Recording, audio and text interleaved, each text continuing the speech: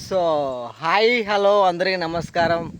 మీరు చూస్తున్నారు Laban YouTube channel Khammam మిర్చి మార్కెట్ అండి.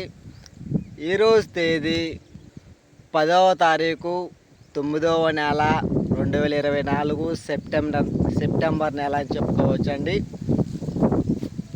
నిన్న ఖమ్మం మిర్చి మార్కెట్లో 20,000 రూపాయలు జెండా పాటించడం జరిగింది.